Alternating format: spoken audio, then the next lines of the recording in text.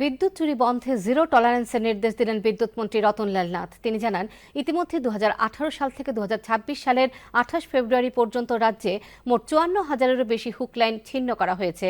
জরিমানা করা হয়েছে 14 কোটি 16 লক্ষ টাকারও বেশি। তিনি আরও জানান, বিদ্যুৎ চুরি রোধের নিগমের ভিজিলেন্স টিমকে আরও সক্রিয় হওয়ার নির্দেশ দেওয়া হয়েছে। বৈধ গ্রাহকদের স্বার্থ রক্ষায় বিদ্যুৎ নিগম সচেষ্ট বলে জানান তিনি।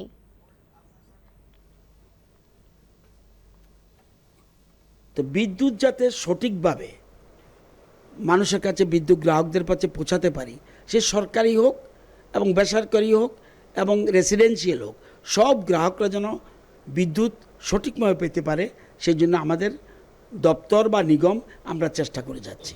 যে অসাধু তারা কিন্তু বিদ্যুৎ চুরি করছে, এই বিদ্যুৎ চুরি করার ফলে সাধারণ যে বিদ্যুৎ গ্রাহক তাদেরও ক্ষতি হচ্ছে। যারা অবৈধ গ্রাহক এবং বিদ্যুৎ চোর এবং অবৈধ গ্রাহক তাদের যাতে চিহ্নিত করে কড়া শাস্তি বিধানের ব্যবস্থা করে। আমরা এই পর্যন্ত 8 বছরে 7.5 বছরে 54,000-এর বেশি হুক লাইন আমরা বিচ্ছিন্ন করেছি।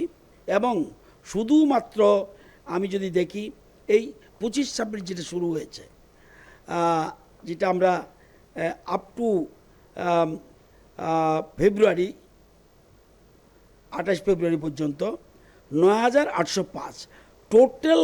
আমি এই 7.5 বছরে 54,604টি আমরা হুক লাইন আমরা ম্যালপ্র্যাকটিসের কারণে রিমুভ করে দিয়েছি এবং জরিমানা করা হয়েছে 14 কোটি 16 লক্ষ।